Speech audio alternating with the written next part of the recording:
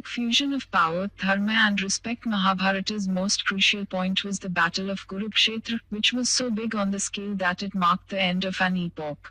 The battle in which both sides ended up resorting to dishonorable acts to declare a win over each other culminated in the victory of Pandavas, the death of all Kauravas, and a remainder of a lot of widows, something all of us have been taught either by grandparents or in school. However, what happened after the war is something that the rare breed of readers wouldn't know. The 18-day-long battle ended with only the Pandavas, Satyaki, Kripa, Ashwatthama, Kritavarma, Yuyusu and Krishna as survivors.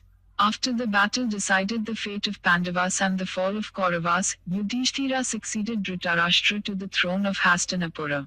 The death of several rulers and kings in the war resulted in several successions, of which two notable ones being the crowning of Yudhishthira as the king of Hastinapura and declaration of Yuyusu as the subordinate king to Yudhishthira for the kingdom of Indraprasth.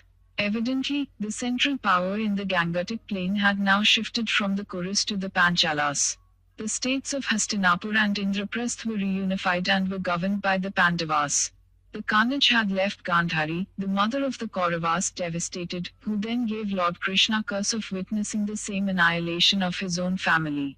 Gandhari was woeful, but more than that, she possessed angst for Lord Krishna because she thought that despite having the divine power to stop the war, Krishna chose to side with the war, and hence the curse she gave him.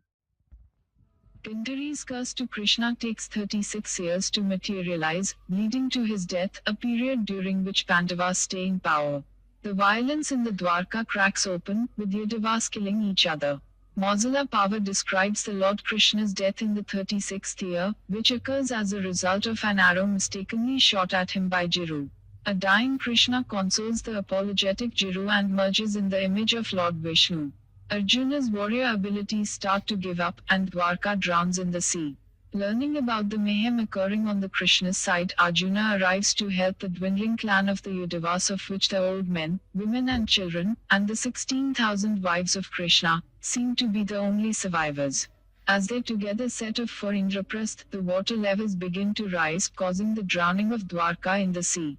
The army of Arjuna, traveling with the Yadava women and children, are attacked by robbers on their way to Indraprasth, and Arjuna, the most celebrated warrior of the epic, fails to protect most of them and starts to question his warrior abilities.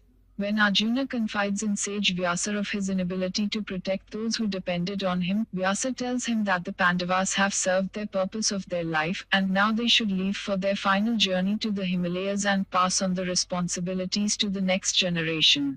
Arjuna tells of this to his brother Yudhishthira, and the Pandava brothers along with the wife Draupadi begin their journey across the whole country, to begin the final ascent to the Himalayas. While scaling the great Himalayas, the four Pandavas and Draupadi fall to their respective failings, but Yudhishthira stays put. After crowning Parikshit as the new king, when the five brothers leave their kingdom with the wife, a dog befriends them and accompanies them for the entire journey. While ascending the Himalayas, Draupadi becomes the first one to fall, followed by Sahadeva, Nakula, Arjuna, and Bhima. Yudhishthira explains the failings of each one of them as they fall to their deaths. Yudhishthira and the dog continue on their ascent. Yudhishthira's final test while climbing up Mount Meru. As the dog and Yudhishthira climb up the mountain, Indra appears on his chariot asking Yudhishthira to commence with him his final journey to heaven.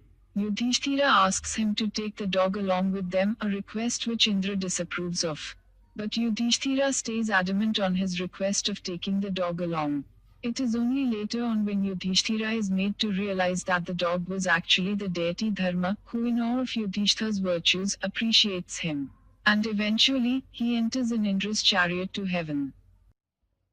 The epic describes the reunion of Karna, Pandavas and Dhritarashtra's sons in heaven, where they all get back together, free of angst and rivalry against each other.